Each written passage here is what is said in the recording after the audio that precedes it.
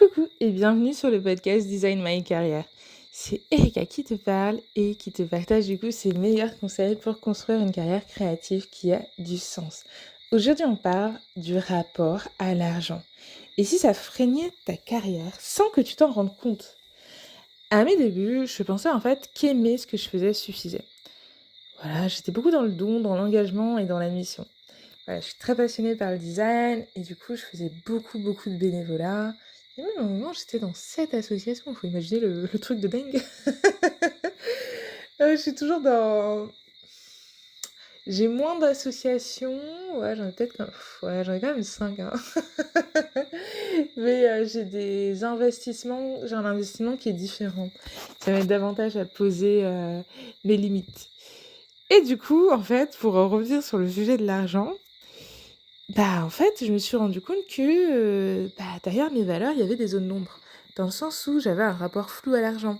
Notamment, en fait, lié au fait que, ouais, faire du design social, au début, je me disais, mais est-ce qu'on peut bien gagner sa vie? Est-ce que, en fait, c'est éthique aussi de facturer aussi? Il y a cette question-là, en fait. Quand tu es dans une approche un peu de vouloir aider et tout, il y a un moment, quand même, il faut pouvoir vivre de ton activité. Ou sinon, on fait vraiment cordonnier mal chaussé. Il faudrait se faire une session de travail sur le design et les finances. Une difficulté aussi qui était de fixer mes tarifs et à parler de rémunération. Vraiment, à mes débuts, c'était pas évident. J'avais aussi le sentiment d'illégitimité dans le fait de vouloir bien gagner ma vie. Parce que, faut être honnête, à un moment, j'ai pas à titre personnel envie de toucher un SMIC. Dans le sens où je considère que par le travail que je fais, la valeur que j'apporte, en fait, ça vaut quand même plus que ça. Donc j'ai quand même envie que ma valeur personnelle se reflète aussi dans l'argent que je gagne. Donc ça, c'était aussi quelque chose qui, à mes débuts, je m'en étais pas du tout rendu compte. Et en fait, je me suis, en me développant, en parlant avec beaucoup de personnes, je me suis dit, ah, mais en fait, on est plusieurs à se poser justement cette question-là. Bah ouais, chez les designers engagés, c'est quand même récurrent, voire même systémique. Cette question de ouais, mais je fais un métier qui me passionne, donc du coup, est-ce que ça veut dire que c'est normal que je sois sous-payée ou payée tout pile ou que j'ai difficilement des perspectives d'évolution dans ma rémunération? Donc voici les questions inconfortables que je me suis posées. Et je t'invite du coup à le faire, à prendre une feuille, un crayon et à te dire ok, il va falloir que je réponde à ces questions en toute sincérité. Elles sont vraiment très puissantes pour amorcer la réflexion et t'aider à te débloquer. Première question. Te sens-tu légitime à facturer ton expertise? Et celle-ci, vraiment, c'est soit oui, soit c'est non. Il n'y a pas de entre les deux. Parce que quand c'est oui, ça veut dire que tu es très affirmé, que tu sais qu'en fait, le travail que tu fais apporte de la valeur et du coup, tu es prêt à le facturer.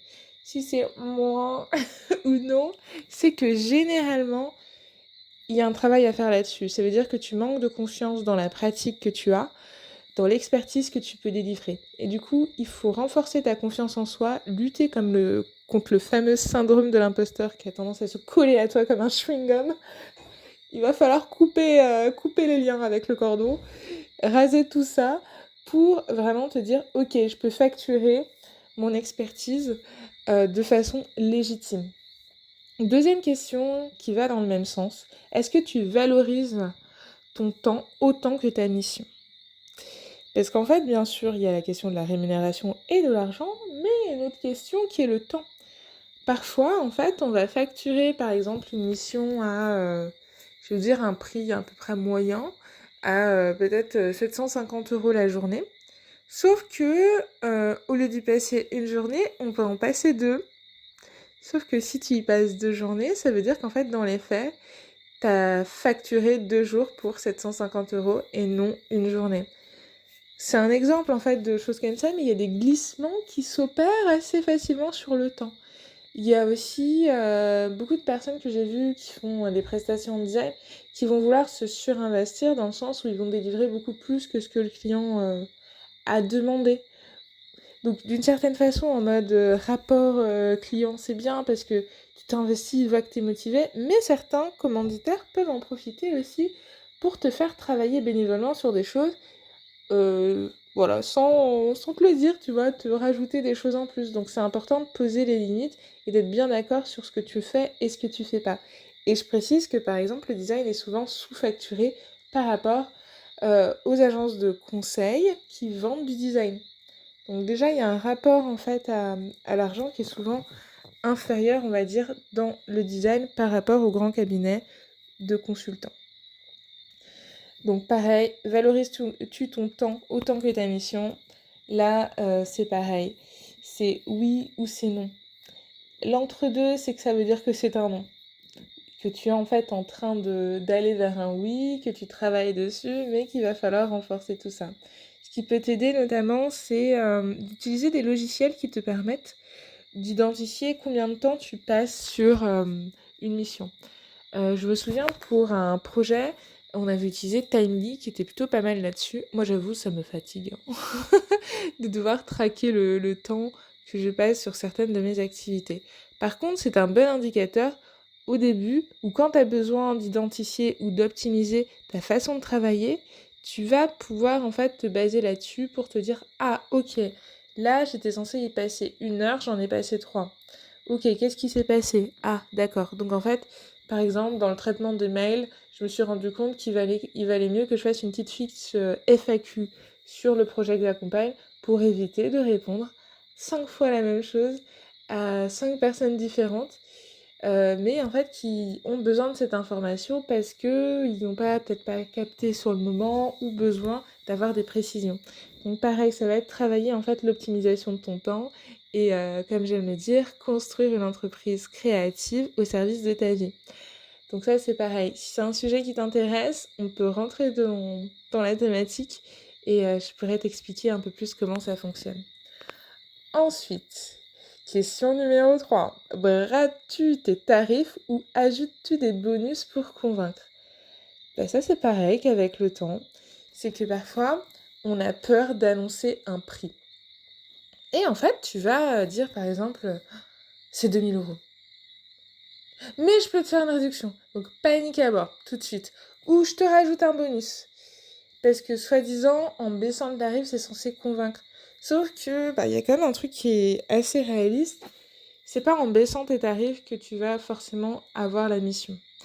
Il y a même des fois sur certains appels d'offres ou marchés publics, j'ai eu des retours de personnes qui disaient que, en fait, au début, comme ils débutaient, ils facturaient assez bas, mais c'était pas volontaire, c'était juste que ils savaient pas trop comment se situer, ils avaient l'impression que c'était le bon prix. Et en fait, ils se sont fait refuser parce que l'institution considérait qu'en fait, leur tarif était trop bas et que du coup, ça démontrait un manque d'expertise sur la thématique. Voilà, sachant que quand même, normalement, dans un marché public, le prix représente quand même, je crois, si je me trompe pas, 60%.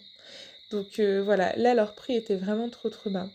Et à titre personnel, se battre sur le prix, ça veut dire que tu diminues la valeur en fait perçue. Parce que oui, les gens ont tendance quand même, c'est un biais cognitif, d'attribuer plus de valeur à quelque chose qui a tendance à coûter plus cher. Donc si tu factures du 200 € la journée, quand bien même ton logo il est beau, il est super, les gens pourraient avoir l'impression, voilà, que ça n'en valait pas forcément la peine, que limite tu as passé trop de temps pour le tarif proposé.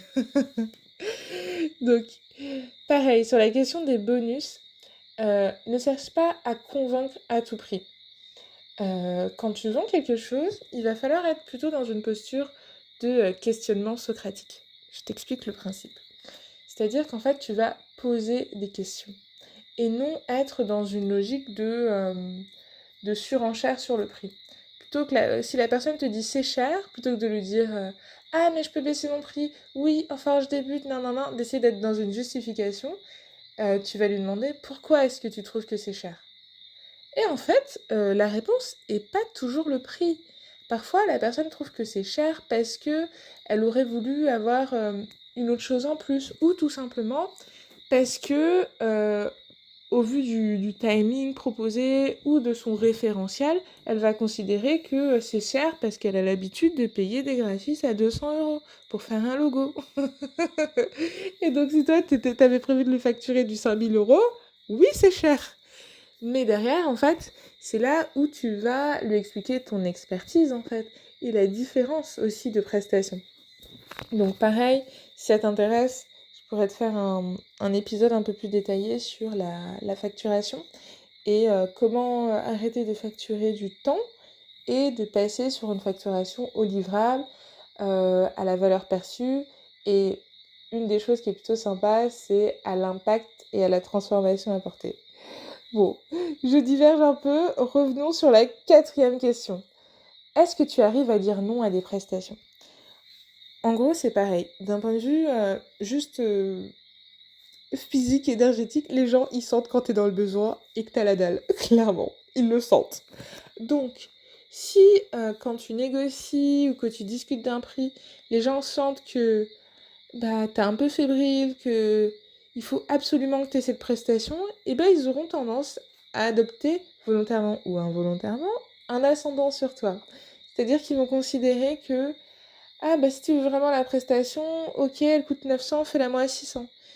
Et toi, quand tu es dans une logique de tu veux absolument la prestation, et bah tu vas dire oui.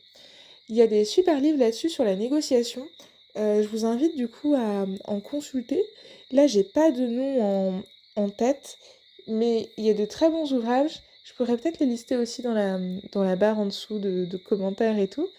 Mais en gros, les livres sur la négociation, parmi un des trucs qui m'avait marqué, c'est qu'en fait, une bonne négociation, c'est de pouvoir dire non. Si tu peux pas dire non et que tu es obligé de dire oui, c'est pas une négociation. T'es en train de te faire avoir ou en train de te plier aux exigences d'autrui. T'es pas dans une position d'égal à égal. Donc ça, c'est très important. Et aussi, le win-win, et ben en fait, c'est pas toujours la bonne chose. Tu peux avoir un win-win dans le sens d'avoir une collaboration agréable, mais si en fait le win-win pour une personne, c'est de te payer 200 €, c'est pas du win-win ça. C'est que la personne essaye vraiment de profiter de ton expertise à bas coût. Question numéro 5. Ta posture financière est-elle cohérente avec l'impact que tu veux avoir ? Là, pareil, ça nécessite de faire une introspection pour te demander quel type de designer tu es. Quel impact est-ce que tu souhaites avoir ? Comment tu souhaites transformer, par exemple, le quotidien de tes usagers, d'un habitant du territoire ? Est-ce que tu as une approche plutôt hyper locale sur un individu ? Est-ce que tu es plutôt sur une échelle départementale, territoriale, même nationale ou internationale ? Il y a un peu tout ça à clarifier sur l'impact que tu désires avoir par ton métier. Et t'inquiète, c'est ok de se dire que moi, l'impact que je veux avoir, c'est développer des projets qui me passionnent et améliorer le quotidien des personnes. Et c'est aussi ok d'avoir beaucoup plus d'ambition et de se dire, moi, ce que je veux, c'est développer carrément un champ du design, participer à son expansion. Mais du coup, entre les deux impacts, tu te rends bien compte que du coup, tu vas pas facturer de la même façon. Donc en fait, c'est pour ça qu'il faut que ta posture financière soit cohérente avec aussi ce que tu désires avoir comme impact. En gros, pour résumer, ça va être important de transformer ton rapport à l'argent pour ne pas trahir tes valeurs. C'est aussi te donner les moyens d'agir durablement et pas seulement en surface. Parce que oui, à force d'être sous-payé, par moments, t'es dégoûté par le métier. Je sais pas si t'as écouté mon podcast des personnes qui regrettent justement de s'être lancées dans le métier de designer. C'est ça qu'ils reprochent aussi en partie et qui les a un peu dégoûtés, c'est d'être sous-payé et de galérer. Moi, je crois assez en ce que j'apporte en fait en termes de design. Ce que je veux dire par là, c'est que il faut être confiant sur le fait que tu peux croire pleinement en fait dans ta capacité à développer des choses qui sont éthiques, pérennes et durables. Et en fait, si déjà cette croyance-là, elle est un peu ébranlée, derrière, c'est plus difficile de pouvoir dire ok, je vais facturer de façon correcte. Donc il y a aussi un travail sur l'état d'esprit et du coup le rapport à l'argent. Parce que oui, le design social, c'est pas gratuit. Bah oui, on fait un métier qui aide beaucoup de personnes, c'est super, mais être sous-payé, c'est pas cool en fait, c'est pareil. C'est comme on le voit bien avec les métiers de la santé, les infirmières qui sont pas toujours très bien payées, alors qu'en fait, t'as un parallèle où t'as d'autres professionnels de la santé qui sont beaucoup plus payés parce que leur valeur est plus reconnue. Donc en fait, l'idée c'est de se situer en tant que designer, pas dans la version où moi-même je légitime pas ma propre valeur, et du coup les autres ne la perçoivent pas, voire la rabaissent. Mais être plutôt situé du côté ok, j'ai de la valeur, donc je vais faire en sorte aussi de travailler dans des structures et de travailler aussi pour des clients qui valorisent ma valeur. Voilà, donc les gens à 200 €, c'est non, c'est pas bien. On passe tous par là, hein, quand on débute, mais il faut assez vite en sortir. Si tu as envie de parler sans tabou de ce sujet, n'hésite pas à rejoindre ma communauté d'entraide. Du coup, j'accompagne les designers à se positionner, à assumer leurs valeurs et à développer des revenus alignés avec leur engagement. On est assez nombreux à traverser ça et c'est bien aussi d'apprendre à le dépasser ensemble. Donc c'est vraiment un groupe dans lequel on peut discuter. Je pense, allez, si je me chauffe, je pourrais peut-être prévoir aussi un live, un petit atelier sur le sujet. En tout cas, dis-moi si ça t'intéresse. Comme ça, on peut en discuter avec les membres de la communauté. Donc, à très vite.